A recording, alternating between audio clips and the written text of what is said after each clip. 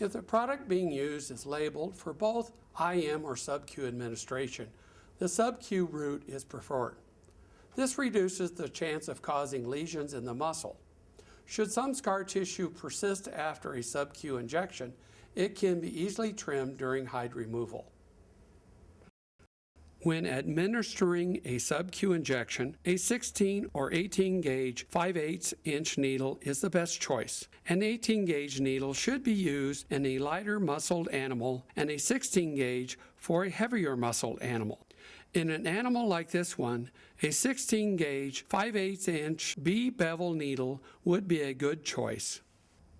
There are two methods to administer a sub-Q injection. One would be to go through the skin at an angle, pull the needle back out of the muscle, and give the injection.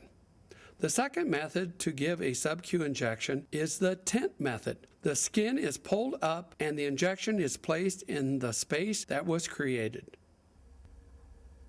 For intramuscular injections, a 1-inch needle is indicated. Use an 18 gauge needle in lighter animals and a 16 gauge in heavier muscled animals. How far the needle goes through the skin is important. The cutaneous muscle tightly adheres to the skin. Even with a 5/8 inch needle, it is easy to get into this muscle by accident when giving a sub-Q injection.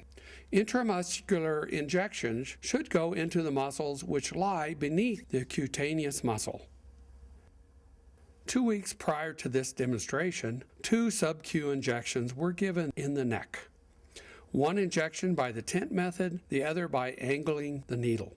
The first area of reactivity observed is where an antibiotic was injected using the tent method. Scar tissue can be seen adhering to the skin and can also be observed on the surface of the cutaneous muscle. Even though an injection is given sub-Q in the injection triangle, lesions can occur. If this happens, the lesion is in a less valuable part of the carcass. The cutaneous muscle that lies under the skin is not the muscle where IM injection should be given.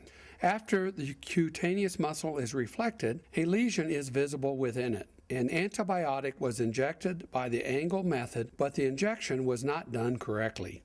Slicing through the cutaneous muscle shows this injection did not end up in the sub-Q space where it should have been. After the cutaneous muscle is reflected, the muscles in the neck where an IM injection should be given can be observed.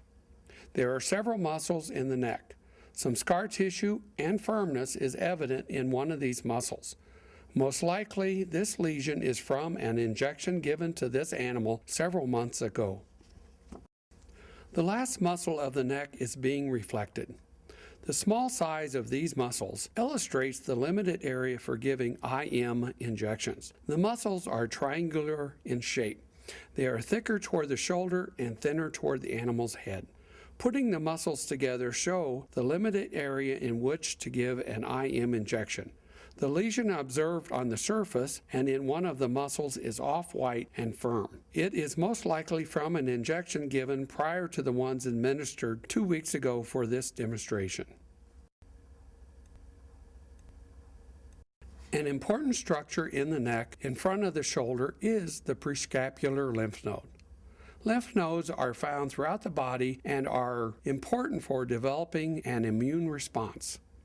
If an animal comes into the chute too fast and hits the head gate hard enough, the lymph node can be bruised. Bruising the lymph node could compromise its ability to develop the expected immune response following vaccination.